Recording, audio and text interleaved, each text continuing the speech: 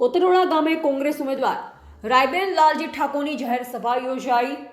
સ્થાનિક સ્વરાજની ચૂંટણીને લઈ દિયોદર તાલુકામાં 13 કોતરોડા જિલ્લા પંચાયત સીટ પર કોંગ્રેસ ભાજપની કાંટાની ટક્કર।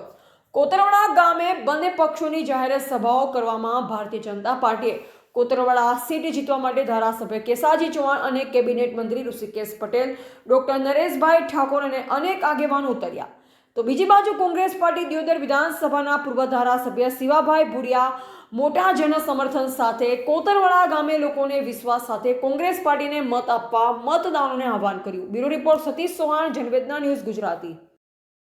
સભા મેં એવી રીતે કરી કે મને કોતરવાડા 13 જિલ્લા પંચાયતમાં અતિ વધારે ને વધારે વોટ મને આપી અને વિજય બનાવે એ માટે જનસભા મેં યોજી અને જનસભામાં મને ખૂબ સ્વાદ ગામ લોકો અને આખી સીટના લોકોએ મને જન સમર્થન આપ્યું એ બદલ ખૂબ આભાર। અત્યારે ભારતીય જનતા પાર્ટીના કેબિનેટ મંત્રીઓ પણ તમારા વિસ્તારમાં ઉતરી આવ્યા, બાબતે તમે શું કહેશો? કેબિનેટ મંત્રીઓ તો એમના જોડે બધી આમ દામ શામ બધું છે, મારા કાન કાંઈ નથી, પણ સમય આવે હું દેખાડી દઈશ કે ગમે તેવું હશે તો મને મારી ગામ અને મારી વસ્તુ વિશ્વાસ છે, મારી ગામની પ્રજા અને મારી સીટની પ્રજાને મને બહુ જંગી મતથી મને વિજય બનાવશે એ મને ખાતરીપૂર્વક હું તમને મીડિયાના માધ્યમથી કહેવા માંગુ છું। અત્યારે તમારે દીધો ધારાસભ્ય એમ કહે છે કે તમારે માંગવા આવવું પડશે ભાજપ સાથે।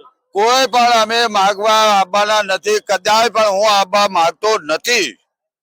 અમારા ધારાસભ્ય ભલે ગમે તે વાર્યા, પણ હું મારી હટ અલગ જ છે કે હું કોઈ દાડો જે બોલું એ કર્યા વગર રહેતો નથી।